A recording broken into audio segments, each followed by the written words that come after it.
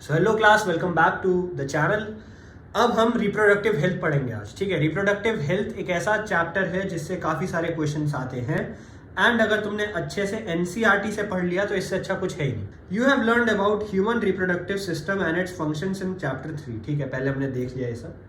According to World Health Organization WHO, reproductive health means a total well-being, ठीक है, in aspect of reproduction that is physical, emotional, behavioral and social. Emotional, physical, behavioral, social हर चीज को combine करो तब जाके reproductive healthy एक किसी आदमी को आप बोल सकते हो। ठीक है, Therefore, a society with people having physically and functionally normal reproductive organs and normal emotional and behavioral interactions among them in all sex-related aspects might be called reproductively healthy. समझ गए किनको reproductively healthy कह सकते हैं? अब और आगे चलते हैं। Reproductive health problems and strategies, क्या क्या problems और strategies हम face करते हैं? ठीक है, NCERT सही रहेगा पूरा। India was among the first countries in the world to initiate action plans and programs at a national level to attain total reproductive health as a social goal. One of the few countries and one of the first countries जिन्होंने reproductive health को as a goal, as a target लेके चले थे, वो India थी। ठीक है, These programs called family planning were initiated in 1951. ठीक है, 1951 में family planning इनिशिएट किया गया था। ये नीट का पीवाईक्यू है, नीट में पूछा गया था ये क्वेश्चन। कब किया गया था? 1950, 51, 52 ऐसे करके ऑप्शंस थे। 1951 में ये हुआ था। ठीक है, and were periodically assessed over the past decades. Improve programmes covering wider reproduction related areas are currently in operation. अब उन प्रोग्राम्स को और ज्यादा इंप्रूव कर दिया गया है, बेटर तरीके से हम काम करने लग गए हैं।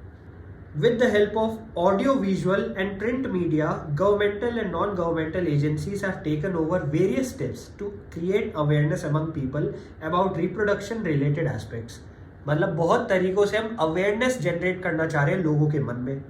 Parents, other close relatives, teachers and friends also have major role. Parents वगैरह का भी major role रहता है in dissemination of above information. इस information को spread out करने के लिए।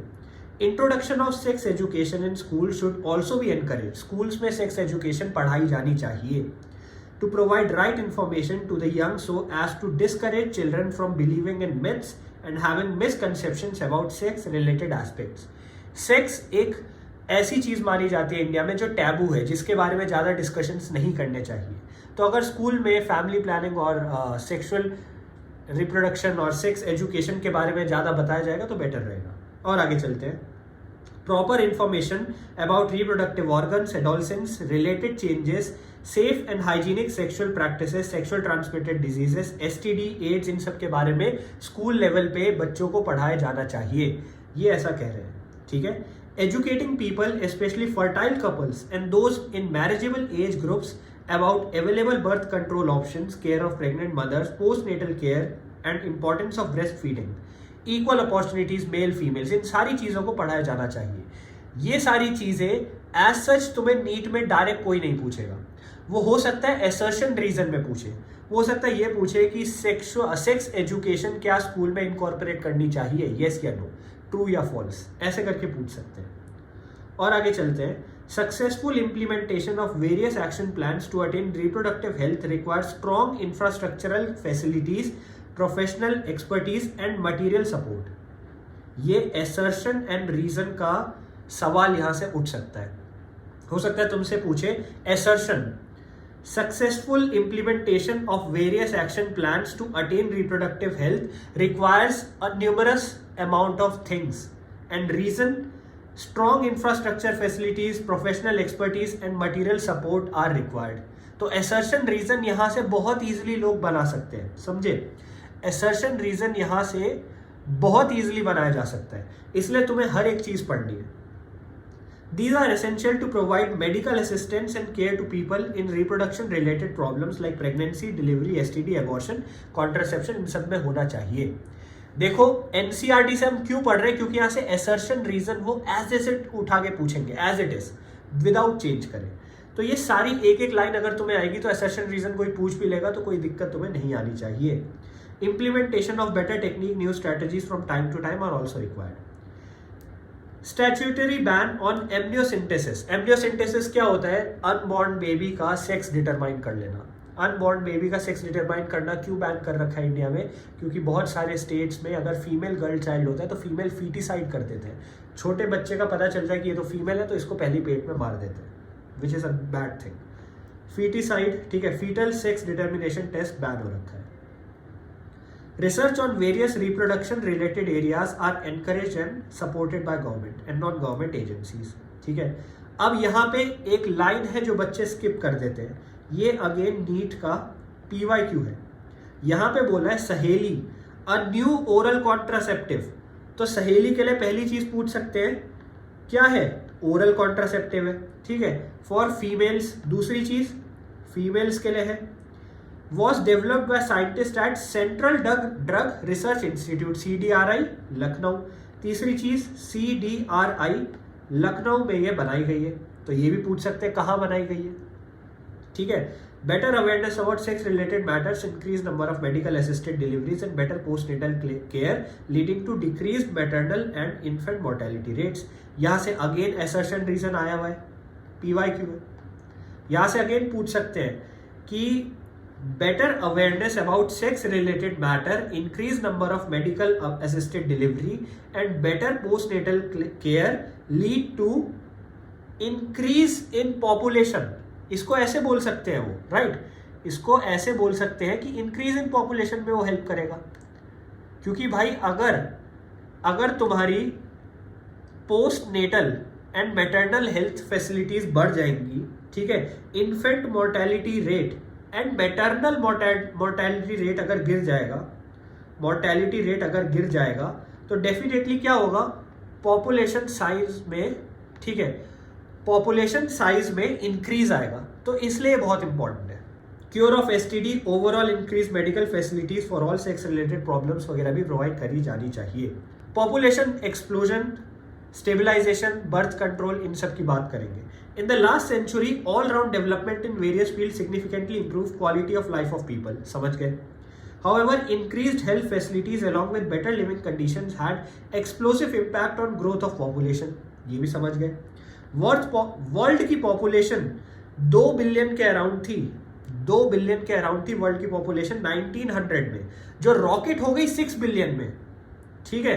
2 बिलियन से पॉपुलेशन बढ़ के 6 बिलियन पहुंच गई थी 2000 में। तो तुम समझ सकते हो कितने कम टाइम में पॉपुलेशन बढ़ी। तो यहां से वो पूछेंगे ये पॉपुलेशन का इंक्रीज जो है, ठीक है, असर्शन में बोल देंगे, ये सेंटेंस दे दिया कि जो 2 बिलियन थी वो 6 बिलियन हो गई। रीजन में बोलेंगे कि growth of population is exponential. क्या ये सही है गलत है? तो हाँ, एक्सपोनेंशियल है। अगर अरिथमेटिक होता तो ईयर वाइज बराबर बढ़ता रहता। Our population which was approximately 350 million at type of independence अब 1 बिलियन पहुंच गई मई 2000 में। ये भी हो सकता है वो पूछ ले, ठीक है। Infant mortality rate, maternal mortality rate में बहुत हैवी डिक्रीज आया। इन्फेंट मोर्टेलिटी रेट, छोटे बच्चे का मर जाना, मैटरनल मोर्टेलिटी रेट, छोटे बच्चे की मम्मी का मर जाना, इन दोनों में जब डिक्रीज हो गया तो पॉपुलेशन साइज बढ़ने लगा। ये भी एक वजह है एक्सपोनेंशियल ग्रोथ की। मैटरनल मोर्टेलिटी रेट को MMR लिख सकते हैं, इन्फेंट मोर्टेलिटी रेट को IMR लिख सकते हैं। ओके, MMR IMR की बात करें तो ये डिक्रीज हो गया। इसको डिक्रीज होने की वजह से हमारा पॉपुलेशन बूम किया, ऊपर बढ़ता चला गया। Rate at which population should double 33 years में, alarming growth could lead to absolute scarcity. ये सब बेसिक चीज़ है यार। यहाँ पे ये लिखा है कि अगर पॉपुलेशन बढ़ती रहेगी तो स्कैरसिटी आएगी क्योंकि तुम्हारे रॉ मटेरियल्स लिमिटेड है। हमने कुछ टाइम पहले पढ़ा था एवोल्यूशन वाले चैप्टर में, क्या पढ़ा था? Adaptive radiation. अडेप्टिव रेडिएशन क्यों हो रहा था? क्योंकि अगर मैंने तुम्हें क्या एग्जांपल दिया था वहां, सपोज ये एक पेन है जिससे मैं लिख रहा हूं, अब मेरे साथ अगर 10 लोग और पढ़े, सब कह रहे इसी पेन से हमें भी लिखना है, तो ये पेन तो एक ही है, हर कोई तो यूज कर नहीं पाएगा, तो किसी ना किसी को कोई और जरिया ढूंढना पड़ेगा। तो इसलिए डार्विन्स फिंचेस जो पहले तुमने पढ़ी थी खाली सीड ईटिंग थी, फिर वो इंसेक्टिवोरस, हर्बीवोरस, हर टाइप की बन गई थी। यहाँ पे क्या हो रहा है? यहाँ पे लिमिटेड रिसोर्सेज है हमारे पास, लेकिन हम एज ह्यूमंस ऐसे अडेप्टिव रेडिएशन नहीं दिखा सकते। तो हमारे लिए बहुत अलार्मिंग रेट है जिससे हमारी पॉपुलेशन इंक्रीज हो रही है। ये बात आपको याद रखनी है। पॉपुलेशन कैसे बढ़ रही है? एक्सपोनेंशियली बढ़ रही है, अरिथमेटिक नहीं, किसी और तरीके से नहीं। असर्शन रीजन में अगर पूछे तो क्या लिखना है? Exponential. Many couples, mostly young urban working ones, have even adopted one child norm. तो आपने ये भी देखा कि जैसे जैसे हम आगे बढ़ रहे हैं तो सरकार, जैसे चाइना में तुमने देखा होगा, चाइना में सरकार ने बोला भाई एक ही बच्चा पैदा करो, तो बहुत सारे हमारी मॉडर्न फैमिलीज इसी के बेसिस पे काम करना चाह रही है. That is personal call all. ठीक है. फिर statutory raising of marriageable age of females to 18 years and that of male to 21 years and incentive given to couples with small families are two of the other measures. सरकार क्या क्या कर रही है population कम करने के लिए? पहले तो ये कह रही है कि बच्चे अगर कम होंगे तो आपको थोड़े ज़्यादा इंसेंटिव मिलेंगे सरकार से. ठीक है, थोड़ी हेल्प मिलेगी. मैरिजेबल एज बढ़ा दी, अगर जल्दी मैरिज कर लोगे तो बच्चे जल्दी और ज़्यादा हो जाएंगे. तो यहाँ पे क्या किया, फीमेल की एज कर दी 18 ईयर्स और मेल की एज कर दी 21 ईयर्स. अगेन यहाँ से असर्शन रीजन का क्वेश्चन आ सकता है. क्यों करी, कितनी करी, कैसे करी, किसने करी. ठीक है. यहाँ पे तुम्हें पता होना चाहिए आइडियल कॉन्ट्रासेप्टिव क्या होता है. कॉन्ट्रासेप्टिव वो होता है जो हमारे इतने बड़े पॉपुलेशन की ग्रोथ हो रही है उसको रोकने में हेल्प करे. ठीक है. Ideal contraceptive should be user friendly. भाई अगर मैं कॉन्ट्रासेप्टिव यूज कर रहा हूँ, कोई लड़की कॉन्ट्रासेप्टिव यूज कर रही है तो उसमें बैकफायर ना हो जाए. तो यूजर फ्रेंडली, इजीली अवेलेबल. ऐसा ना हो कि मुझे कॉन्ट्रासेप्टिव लेने 2 किलोमीटर चल के जाना है, भाई मेरी बगल की दुकान में वो अवेलेबल होना चाहिए. इफेक्टिव, अगर मैं यूज कर रहा हूं तो रेस्ट एश्योर वो काम करे. ऐसा नहीं कि मैंने कॉन्ट्रासेप्टिव यूज किया फिर भी बच्चे पैदा हो रहे हैं. तो it should be effective. Reversible, हो सकता है मुझे अभी बच्चे नहीं चाहिए लेकिन भविष्य में बच्चे चाहिए, तो ऐसा कुछ परमानेंट इससे कुछ इफेक्ट ना आ जाए. तो it should be reversible with no और लीस्ट साइड इफेक्ट्स. अगर मैं कॉन्ट्रासेप्टिव यूज कर रहा हूं तो मेरे ऊपर कोई साइड इफेक्ट ना हो. तो ये चीजें तुम्हें याद रखनी है. साइड इफेक्ट नहीं होना चाहिए, इजिली अवेलेबल होना चाहिए, रिवर्सिबल होना चाहिए, यूजर फ्रेंडली होना चाहिए, इजी टू यूज होना चाहिए. It also should in no way interfere with sexual drive, desire और sexual act of user. इसका मतलब अगर मैं कॉन्ट्रासेप्टिव यूज कर रहा हूँ जैसे कॉन्डम्स, अगर कोई कॉन्डम यूज कर रहा है तो इसका मतलब ये नहीं है कि उसकी सेक्सुअल ड्राइव कम हो जाएगी या सेक्सुअल ड्राइव ज़्यादा हो जाएगी. कुछ इंटरफेरेंस नहीं आना चाहिए, ये बात याद रखना. Wide range of contraceptive methods are presently available which could be broadly grouped, last में लिखा है broadly grouped into following categories. Natural, traditional. ठीक है. नेचुरल या ट्रेडिशनल मेथड क्या होते हैं तुम्हें पता होना चाहिए. जैसे पीरियोडिक एब्स्टिनेंस, जैसे किसी का पीरियड से जस्ट बाद नहीं करना चाहिए, पीरियड से जस्ट पहले नहीं करना चाहिए. वो तुम्हें पता होना चाहिए कि पूरी साइकिल में 14th डे पे एक फीमेल सबसे ज़्यादा रिप्रोडक्टिवली एक्टिव होती है, सबसे ज़्यादा फर्टाइल होती है, तो तब पीरियोडिकली सेक्स ना करना. तो ये सब नेचुरल मेथड हो सकते हैं. ट्रेडिशनल मेथड ये भी हो सकते हैं जिसमें आप इजैकुलेशन से जस्ट पहले पेनिस बाहर निकाल लो. बैरियर मेथड जैसे कॉन्डम्स वगैरह, IUD, intra uterine devices, oral contraceptive, oral pills वगैरह आती है, इंजेक्टेबल्स, इंजेक्शंस आते हैं, इम्प्लांट्स आते हैं, सर्जिकल मेथड्स आते हैं. आपको याद रखना है surgical methods usually non reversible होते हैं या फिर पुअर रिवर्सिबिलिटी होती है. अगर किसी ने सर्जिकल मेथड कर भी लिया तो उसको रिवर्स कर पाना थोड़ा सा मुश्किल रहता है. और आगे चलते हैं. Natural method work on principle of avoiding chances of ovum sperm meeting. अगर नेचुरल मेथड है तो स्पर्म और ओवम की मीटिंग रोकना चाहिए. ठीक है. पीरियोडिक एब्स्टिनेंस जिसकी मैं बात कर रहा था उसमें क्या होगा, 14 डे के आसपास लोग ना करें सेक्स, ये करना चाहिए. ठीक है. सेक्स करने से अवॉइड करेंगे. 10 to 14 और 10 to 17 ऑफ मेंस्ट्रुअल साइकिल में लोग सेक्स नहीं करना चाहिए. 14 के अराउंड तो ओवम रिलीज ही हो जाता है, as chances of fertilization are very high during this period. और आगे चलते हैं. It is called fertile period, ये हमने डिस्कस कर लिया. विड्रॉवल या फिर कोइटस इंटरप्टस. विड्रॉवल मेथड या फिर कोइटस इंटरप्टस एक ऐसा मेथड है जिसमें आप क्या करोगे, जैसे ही मेल पार्टनर इजैकुलेट करने वाला होगा उससे पहले अपनी पेनिस को विड्रॉ कर देगा कि भाई मैं अपने फीमेल के अंदर इजैकुलेट नहीं करूंगा. ठीक है. तो कोइटस इंटरप्टस, इंटरप्ट कर देना. कोइटस, कोइटस मतलब सेक्स, सेक्स को इंटरप्ट कर देना. तो विड्रॉल मेथड को कोइटस इंटरप्टस भी कहते हैं. ठीक है. और आगे आते हैं. लैक्टेशनल एम्ब्रियोनिया, इसमें क्या होता है, एब्सेंस ऑफ मेंस्ट्रुएशन. ये कहता है कि जब एक फीमेल का बच्चा पैदा हो जाता है और वो लैक्टेट करती है, मतलब मिल्क प्रोड्यूस होता है बॉडी में, तो वहां पे मेंस्ट्रुएशन का एब्सेंस होता है. मेंस्ट्रुअल साइकिल से थोड़ी देर के लिए वो बाहर हो जाती है. Method is based on fact that ovulation and therefore cycle do not occur. तो साइकिल ही अकर नहीं होगी during the period of intense lactation, heavy lactation. ठीक है. हैवी लैक्टेशन लिखा है, इसका मतलब ये याद रखना, ऐसा नहीं कि बच्चा 1 साल पहले हुआ तो अभी तक हम ये कर सकते हैं, नहीं, लिमिटेड पीरियड ऑफ टाइम के लिए। फॉलोइंग पार्चुरेशन, पार्चुरेशन मतलब बच्चे का बाहर निकलना।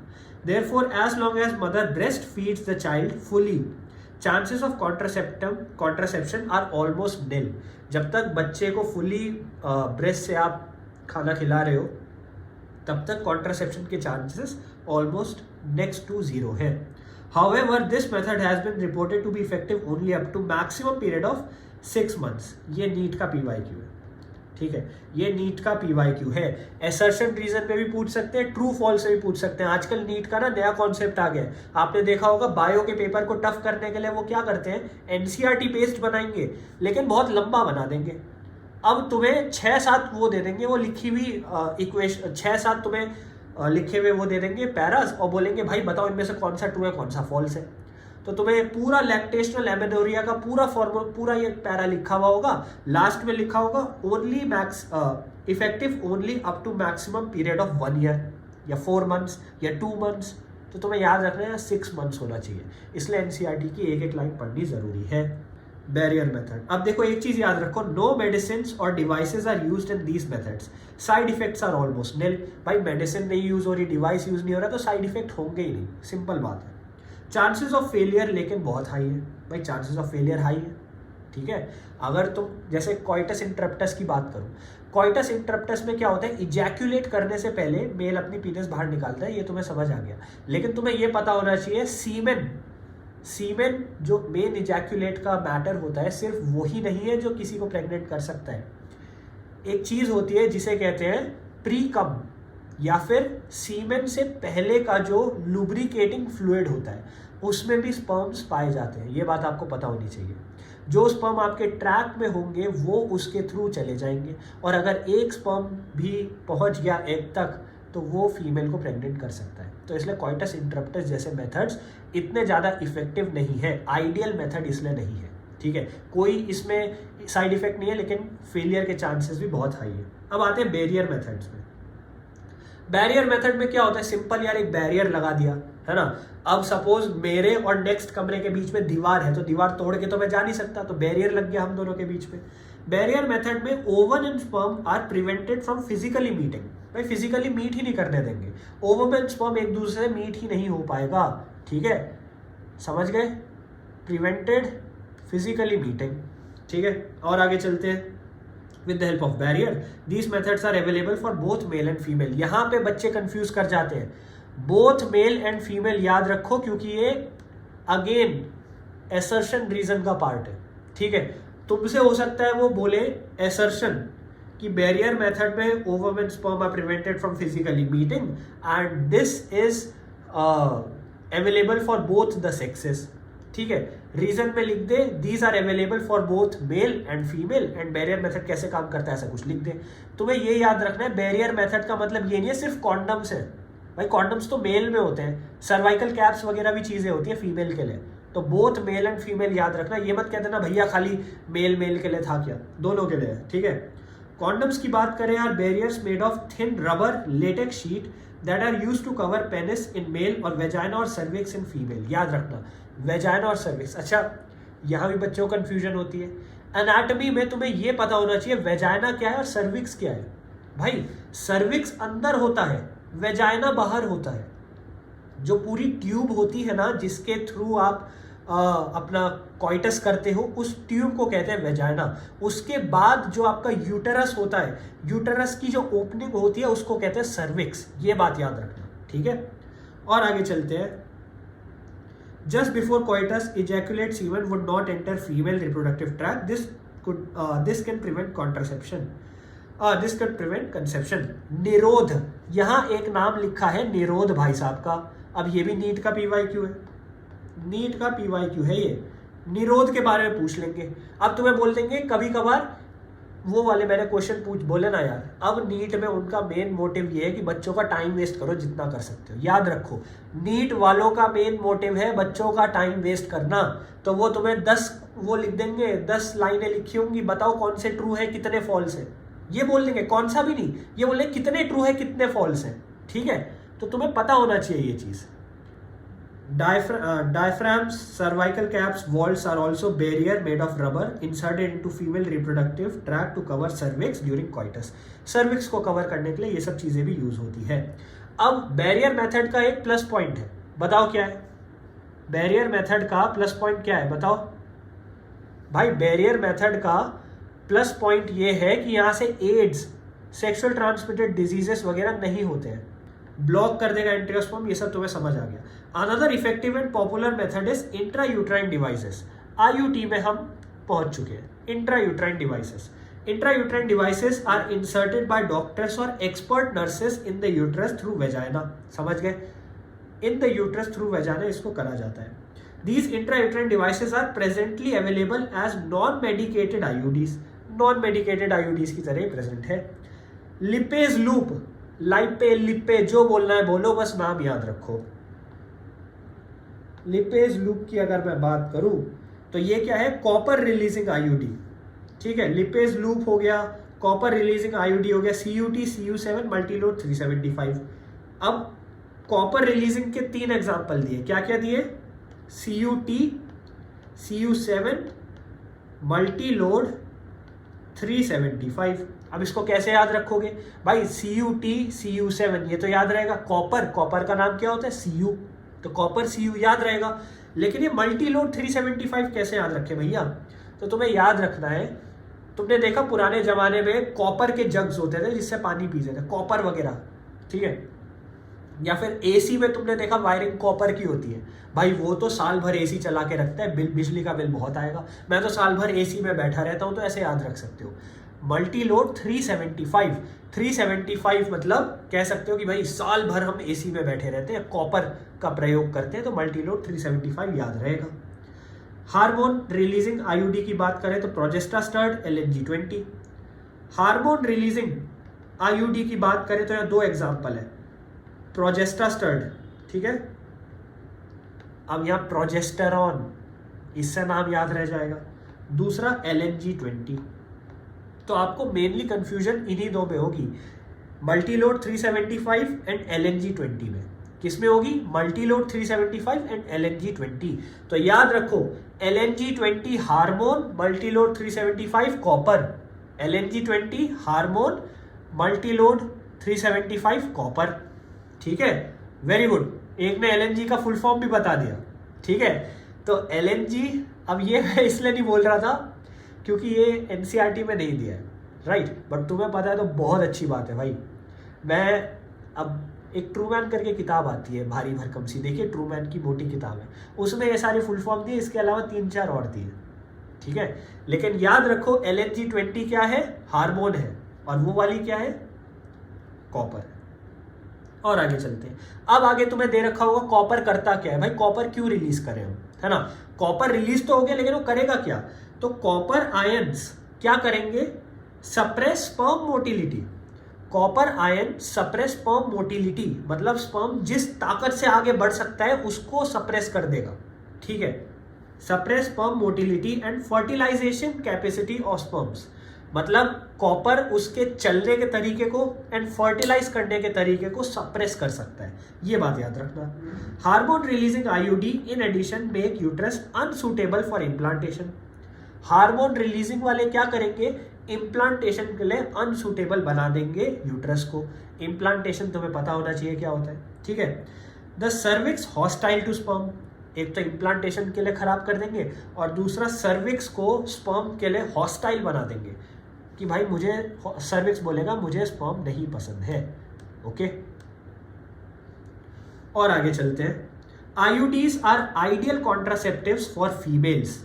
ठीक है, ideal contraceptive for females who want to delay pregnancy और space children.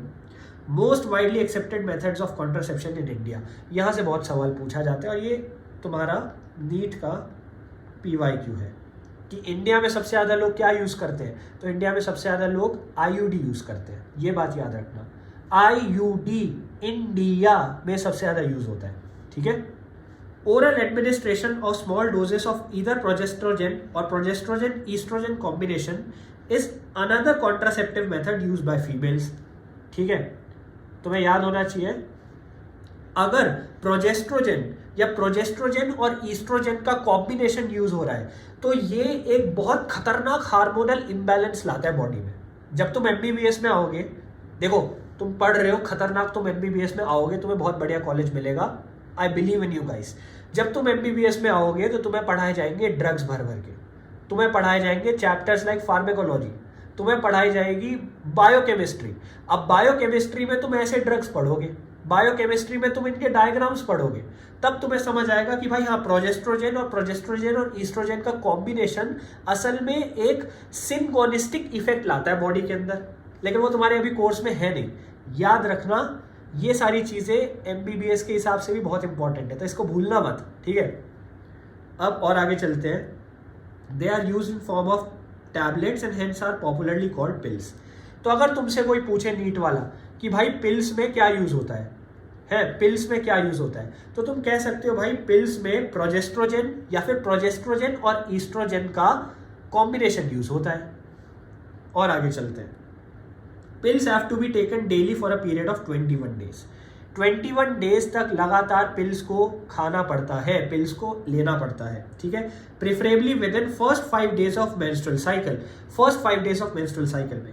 After a gap of 7 days during which menstruation occurs, it has to be repeated in the same pattern. Menstruation के 7 days में मत लो, उसके बाद दोबारा लेना पड़ेगा, ठीक है। और आगे चलते हैं। Pills are very effective with lesser side effects and are well accepted by females. Pills के साइड इफेक्ट काफ़ी कम होते हैं, लेकिन पिल्स करती क्या है? हमने ये देखा पिल्स के साइड इफेक्ट कम है, हमने देखा पिल्स में प्रोजेस्ट्रोजेन ईस्ट्रोजेन का कॉम्बिनेशन या फिर खाली प्रोजेस्ट्रोजेन हो सकता है।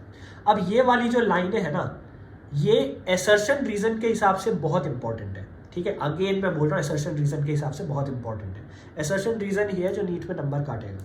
यहाँ पे तुम्हें पता होना चाहिए दे इनहिबिट ओव्यूलेशन, या तो ओव्यूलेशन इनहिबिट कर देंगे कि ओव्यूलेशन होगा ही नहीं, या फिर इम्प्लांट नहीं हो पाएगा, as well as alter the quality of cervical mucus to prevent और रिटार्ड एंट्री ऑफ स्पर्म्स, ठीक है।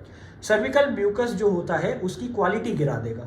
जब सर्विकल म्यूकस की क्वालिटी गिर जाएगी तो उसके बाद वहाँ इम्प्लांटेशन या फिर आगे प्रेगनेंसी को फॉरवर्ड करने में दिक्कत होगी, तो इस वजह से वेरी इफेक्टिव है। सहेली, the new oral contraceptive for females contain non steroidal preparation. सहेली में क्या है? नॉन स्टेरॉइडल प्रिपरेशन है। सहेली के बारे में हमने ऊपर पढ़ा था, CDRI लखनऊ में बनाई है, ठीक है। It is once a week pill, हफ्ते में एक बार लेनी है। प्रोजेस्ट्रोजेन अलोन और in combination with estrogen can also be used by females as injections और इम्प्लांट्स। मतलब प्रोजेस्ट्रोजेन अकेले या फिर ईस्ट्रोजेन के साथ कॉम्बिनेशन में यूज किया जा सकता है इंजेक्शंस और इम्प्लांट्स के तरीके से भी। अंडर द स्किन इम्प्लांट्स होते हैं, यहाँ पे तुमने देखा होगा हाथ पे हो जाते हैं। Their mode of action is similar to that of pills and their effective periods are much longer. Effective periods थोड़े ज़्यादा लॉन्गर है। पिल्स आपको तब यूज करनी है जब शॉर्ट ड्यूरेशन के लिए, इम्प्लांट्स वगैरह थोड़े लॉन्गर ड्यूरेशन के लिए। एडमिनिस्ट्रेशन ऑफ प्रोजेस्ट्रोजेन और प्रोजेस्ट्रोजेन ईस्ट्रोजेन कॉम्बिनेशन और IUD within 72 hours of coitus have been found to be very effective as emergency contraceptives. 72 hours के अंदर कर दोगे तो इमरजेंसी कॉन्ट्रासेप्टिव की तरह वो काम करने लग जाएंगे। They could be use to avoid possible pregnancy due to rape और कैजुअल अनप्रोटेक्टेड इंटरकोर्स। तो अगर आपको इमरजेंसी कॉन्ट्रासेप्टिव की तरह यूज करना है तो भी आप यूज कर सकते हो, लेकिन ये बात याद रखना इसके साइड इफेक्ट जरूर होते हैं। अगर आप इमरजेंसी कॉन्ट्रासेप्टिव की तरह हार्मोनल इम्बैलेंस लाओगे बॉडी में तो बहुत सारी चीज़ें हो सकती हैं। तो इसलिए इमरजेंसी कॉन्ट्रासेप्टिव को आपको अपना रेगुलर बेसिस में यूज़ नहीं करना है। हर समय इमरजेंसी कॉन्ट्रासेप्टिव को आप यूज़ नहीं कर सकते हो टू प्रिवेंट प्रेगनेंसी, ठीक है। बहुत वर्स इफेक्ट हो सकते हैं बॉडी में, आगे जाके इनफर्टिलिटी हो सकती है। अगर कोई फीमेल या फिर कोई लड़की या फिर कोई भी रिप्रोडक्टिव एज की औरत या फीमेल या कोई भी ये सुन रहा है तो आपको पता होना चाहिए कि अगर आप इमरजेंसी कॉन्ट्रासेप्टिव पिल्स को रेगुलरली यूज करोगे तो उससे वेरी एडवर्स इफेक्ट्स हो सकते हैं बॉडी की फिजियोलॉजी में, बॉडी के हार्मोनल चेंजेस में एंड बॉडी के मेटाबॉलिज्म में। तो वेट गेन, वेट लॉस, बहुत कुछ हो सकता है, तो इसलिए ये बात याद रखनी है। लास्ट में आ जाते हैं सर्जिकल मेथड्स पे। सर्जिकल मेथड्स को स्टेरिलाइजेशन भी कहते हैं। सर्जिकल मेथड क्या करेगा? बेसिकली सर्जरी के बाद आपका स्पर्म या फिर आपका ओवम आ ही नहीं पाएगा मिलने के लिए। अब देखो, इन सबको मैं सिंपली बता देता हूँ। सपोज मैं एक लड़की से मिलने जा रहा हूँ। अब अगर मैं और लड़की, हम दोनों ने सोचा कि ठीक है मुझे एक रेस्टोरेंट में मिलना है, मुझे और लड़की को, हम दोनों को एक रेस्टोरेंट में मिलना है।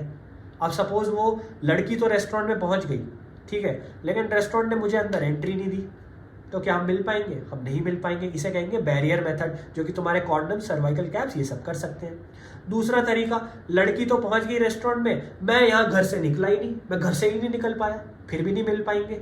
इसको क्या कह सकते हो? इसको स्टेरिलाइजेशन कह सकते हो, क्योंकि लड़की रेस्टोरेंट पहुंचे ना पहुंचे वो सेपरेट हो गया, क्योंकि मैं तो घर से निकल ही नहीं सकता ना।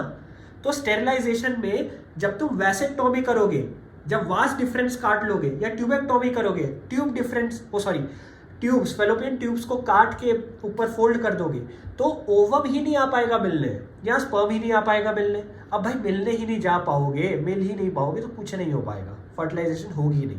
एक बात याद रखनी है, सर्जिकल मेथड्स की रिवर्सिबिलिटी बहुत पुअर होती है, ठीक है। वैसेक्टोमी, ट्यूबेक्टोमी यहाँ दिख रहा है तुम्हें, रिवर्सिबिलिटी पुअर होती है। तो जिन लोगों को कुछ ही समय के लिए प्रेगनेंसी को विदहेल्ड करना है, उनको ये नहीं यूज करना चाहिए। ट्यूबेक्टोमी फीमेल्स में होता है, वैसेक्टोमी मेल में होता है, जहां वास डिफरेंस को वो रिमूव्ड और tied up through small incision on the scrotum. ये बात भी याद रखना, एंड नीट के हिसाब से बहुत इंपॉर्टेंट है ये। वो पूछेंगे स्मॉल इंसिजन कहाँ से होता है? स्क्रोटम से होता है, तुम्हारे एब्डोमेन से होता है, तुम्हारे बैक साइड से होता है, कहाँ से होता है? भाई स्क्रोटम से होता है। कुछ भी फालतू दिमाग मत लगा देना, पेट से काट के अंदर जाते होंगे, बहुत छोटा, बहुत माइक्रो सर्जरी होती है इसकी, ठीक है। टाइड अप हो जाते हैं, highly effective, but the reversibility is very poor, ये बात हम समझ गए। It needs to be emphasized that selection of suitable contraceptive method and its use should always be undertaken in consultation with qualified medical professional। अपने आप खुद ही दिमाग नहीं लगाना होता है, मेडिकल प्रोफेशनल से तुम्हें जरूर देखना चाहिए यार, तुम्हारी बॉडी टाइप क्या है, तुम्हारी एज क्या है, तुम्हें कब तक ये मेडिकल कॉन्ट्रासेप्टिव यूज करना है, तुम्हारा लॉन्ग टर्म गोल है या शॉर्ट टर्म गोल है, तुम्हें बच्चों के बीच में स्पेस लाना है कि तुम्हें भाई परमानेंट अब 4 बच्चे हो गए, हमें आगे करने ही नहीं है, तो उस हिसाब से तुम्हें डिटरमाइन होगा कि तुम्हें क्या करना चाहिए, ठीक है। अब one must also remember that contraceptive are not regular requirements of maintenance of reproductive health. Contraceptive तुम्हारी रेगुलर रिक्वायरमेंट नहीं है, असल में तुम नेचर के अगेंस्ट जा रहे हो। नेचर तो ये कहता है ना कि भाई हो जाए सब कुछ, बच्चा पैदा हो जाए। डार्विन ने क्या बोला था? डार्विन ने बोला था फिटनेस, हम सिर्फ रिप्रोडक्टिव फिटनेस देखेंगे, कौन जितने ज्यादा बच्चे कर सकता है। वाइल्ड में देखोगे तो बच्चे ही पैदा करते हैं हर कोई, तो ये नेचर के अगेंस्ट जा रहे हो एक तरीके से। They are practised against a natural reproductive event, that is conception और pregnancy. One is forced to use these methods either to prevent pregnancy or delay or space pregnancy। अब आ जाते हैं MTP पे, ठीक है। अच्छा नहीं, एक चीज और, अब तुम्हें ये याद रखना चाहिए क्या क्या नेगेटिव इफेक्ट्स हो सकते हैं, बहुत इंपॉर्टेंट चीज है। यहां से भी नीट में आ सकता है, खासकर assertion reason.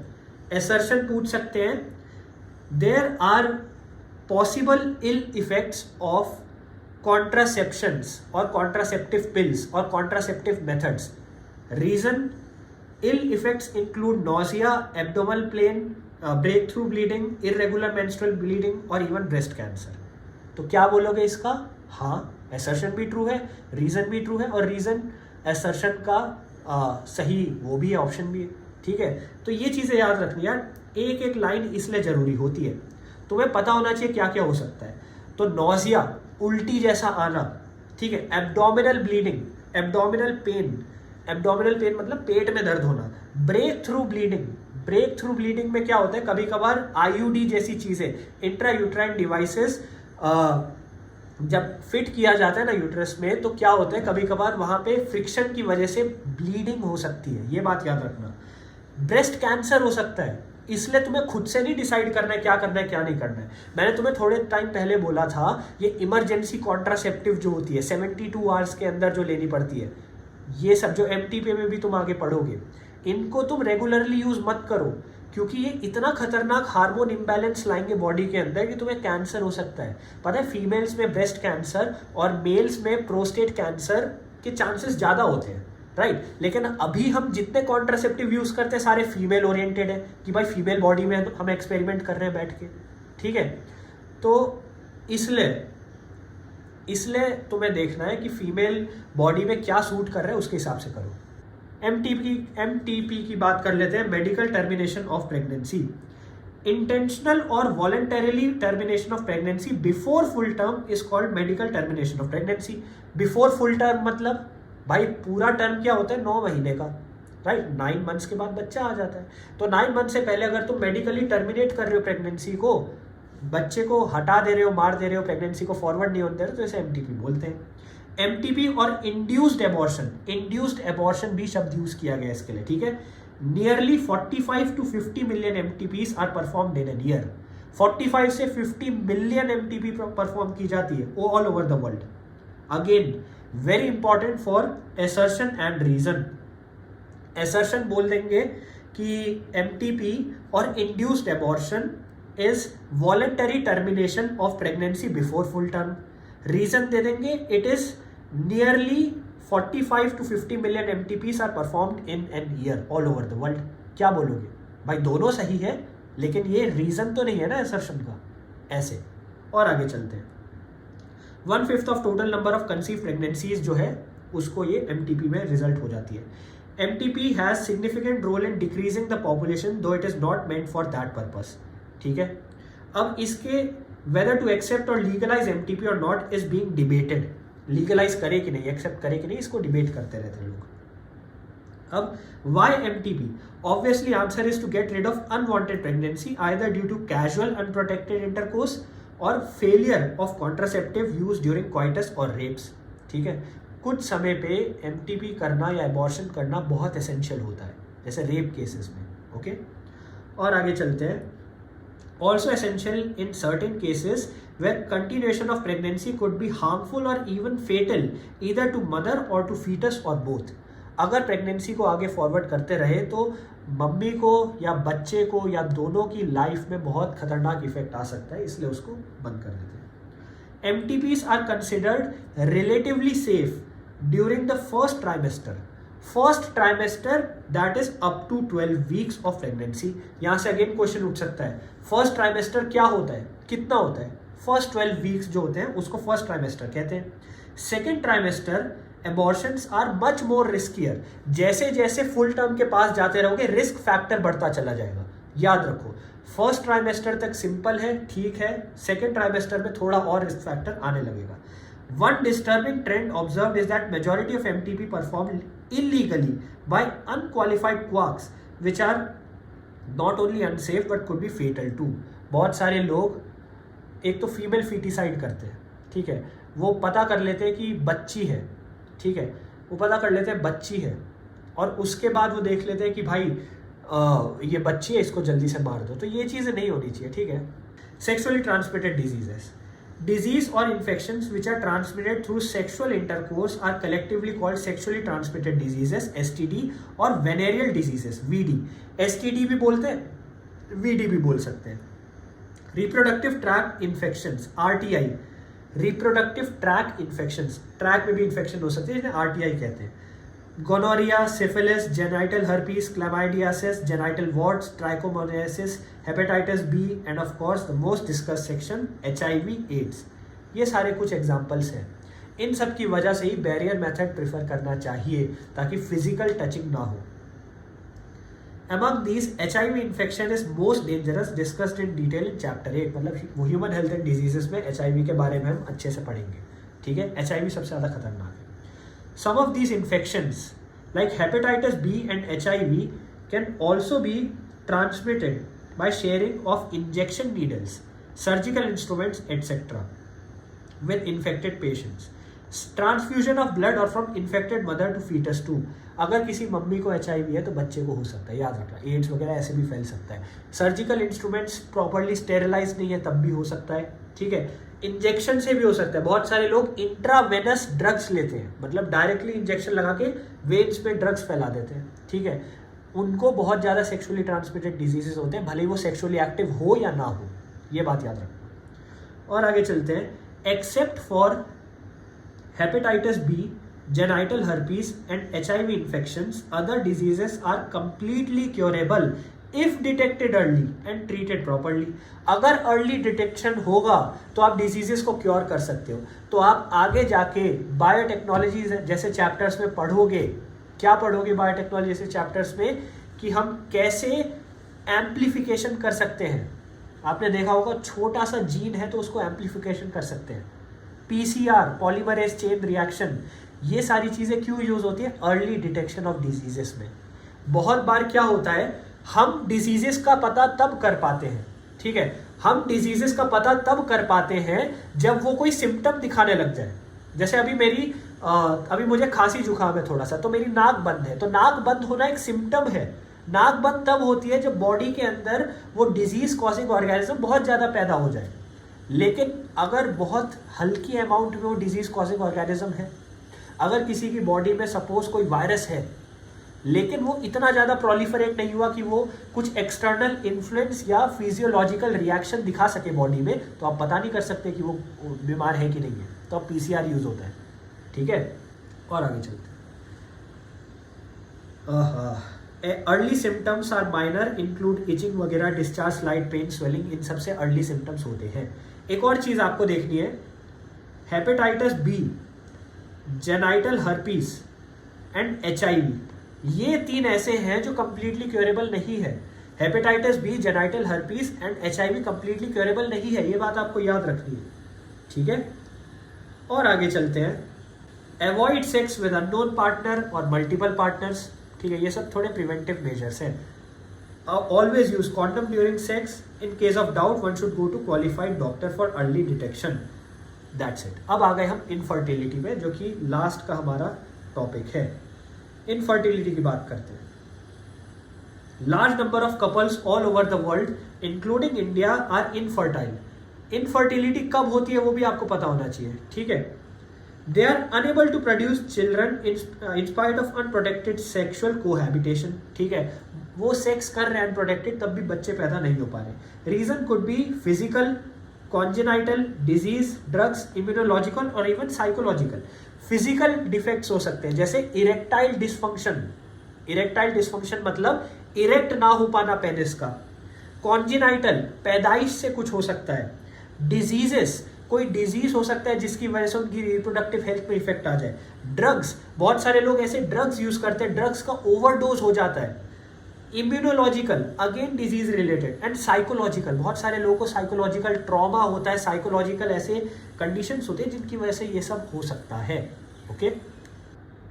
In India often female is blamed for couple being childless. बहुत बार इंडिया में फीमेल को ब्लेम कर देते हैं, लेकिन भाई गलती इंसान में भी गलती आदमी में भी हो सकती है, ठीक है, ये बात आपको याद रखनी है। आर्ट की फुल फॉर्म क्या है? असिस्टेड रिप्रोडक्टिव टेक्नोलॉजीज, ठीक है। देयर आर करेक्शंस, ठीक है, couples could be assisted to have children through certain special techniques. ART की फुल फॉर्म है असिस्टेड रिप्रोडक्टिव टेक्नोलॉजीज। अगर आप असिस्टेड रिप्रोडक्टिव टेक्नोलॉजीज को यूज करते हो तो बच्चा पैदा कराया जा सकता है, you keep that in mind. In vitro fertilization, IVF, embryo transfer, ठीक है, ET, test tube baby programme, ये सब चीजें आपको पता होनी चाहिए। अब यहां पे देखो, ova from wife or donor female and sperms from husband or male are collected and induced to form zygote under stimulated conditions। यहां पे इंपॉर्टेंट चीज आएगी। zygote और early embryo with 8 blastomers could be transferred into fallopian tube, जिसे कहेंगे ZIFT, ZIFT। ZIFT कब होगा? 8 blastomeres तक हो जाए, 8 ब्लास्टोमर्स तक हो, ठीक है, तब उसे फेलोपियन ट्यूब में डाल देंगे। तो zygote intra fallopian transfer fallopian tube में डाल देंगे, क्योंकि सिर्फ 8 ब्लास्टोमर्स हैं। Embryos with more than 8 blastomeres, जिन एम्ब्रियोज में 8 से ज्यादा ब्लास्टोमर्स है उनको यूट्रस में डालते हैं, तो उन्हें कहते हैं IUT, इंट्रा यूट्राइन ट्रांसफर, ठीक है। तो IUT, intra uterine transfer, and ZIFT, zygote intra fallopian transfer में बस ब्लास्टोमर्स का अंतर है। अगर 8 ब्लास्टोमर्स है तो ZIFT, अगर उससे ज्यादा है तो IUT, इंट्रा यूट्राइन ट्रांसफर, ठीक है। Embryo form by in vivo fertilization, fusion of gametes with in female. In vivo fertilization भी हो सकता है। वीवो शब्द आया वीवीपैरस से, ठीक है। इन वीवो फर्टिलाइजेशन मतलब फीमेल के अंदर फर्टिलाइजेशन होना। Also could be use for such transfer to assist females who can not conceive. ये बात आ गई। और आगे चलते हैं। Transfer of an ovum collected from donor into fallopian tube, GIFT, किसी को गिफ्ट दे देना, ठीक, किसी को गिफ्ट कर देना। Gamete intrafallopian transfer, gift gamete intrafallopian transfer. यहाँ क्या होता है? Transfer of ovum. याद रखना, गिफ्ट में ओवम दे रहे हो, गिफ्ट में ओवम दे रहे हो। बहुत सारे ऑप्शंस में, नीट में क्वेश्चन में तुम्हें दिया होगा गिफ्ट में तुमने स्पर्म अंदर डाल दिए, तो वो आर्टिफिशियल इंसेमिनेशन कहलाएगा, वो गिफ्ट नहीं कहलाएगा, आर्टिफिशियल इंसेमिनेशन कहलाएगा। तो गिफ्ट में ओवम ही जाएगा अंदर, याद रखना, ठीक है।